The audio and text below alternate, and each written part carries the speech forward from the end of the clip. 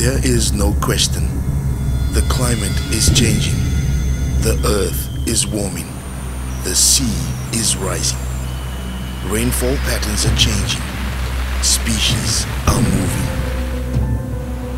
We can no longer avoid the consequences.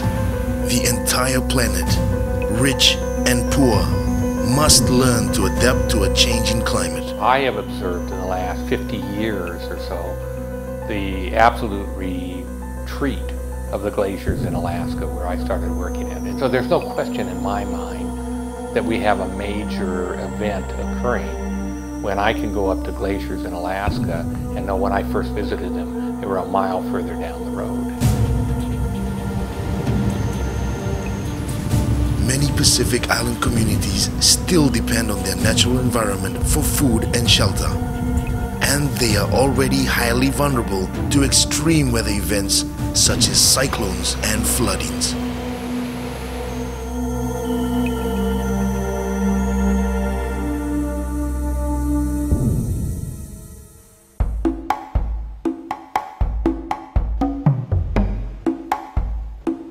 In August of 2008, Pacific Island leaders issued the region's first ever climate change declaration, urging greater international support for the world's most vulnerable countries to prepare for the likely impacts of climate change. That is a responsibility that is surely vested in the leaders, that you not only have to talk a lot about your problems, but you also need to walk the talk and build the mechanisms, put in place projects that will put in the immediate solutions, even if they are very small solutions, and for you not to wait, because if other countries don't give you the assistance, then you will never get any solution for your people. But the people cannot wait. Good science is fine, but also we need to also look at the current problems that people are already facing at present. They are already facing droughts. They are already facing inundation. They are also facing coastal erosion. So these are all the issues that the people are already facing. We really need to figure out our own solutions in our region because well, no one else is going to. I mean, it's good to kind of advocate for resources to do that, but it's also good to try and look at what you can do within your own actual region and not get too carried away with global political debate. As it's good for some people to work on that, but I think the rest of us should be focused on how we actually deal with climate change in our region. What are the solutions to it? What sort of information do people need to deal with it? What sort of actions do they need to take? Much has already been made of the likely impacts of climate change on low-lying atoll nations of the Pacific, such as Kiribati and Tuvalu.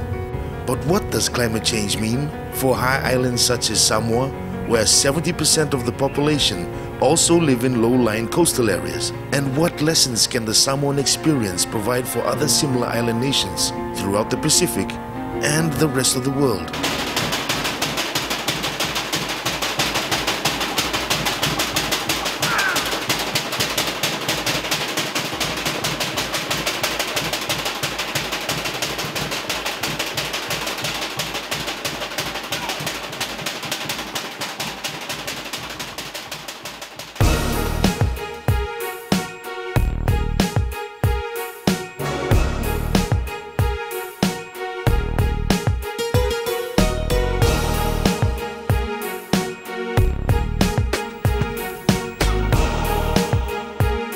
Samoa is dominated by high volcanic mountains with a narrow fringing coral reef that provides an important source of food for many of its 170,000 people. Samoa's coral reefs and sandy beaches also play an essential role in providing protection from storms and major cyclones which visit on average once every 10 years.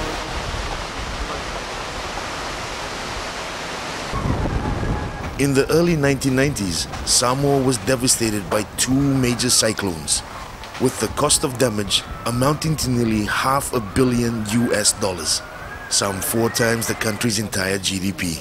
Following the cyclones, the country invested in new projects to protect villages and coastal assets, including significant lengths of new seawalls. Samoa's government predicts that the impacts of climate change will lead to tropical cyclones of increasing frequency and intensity.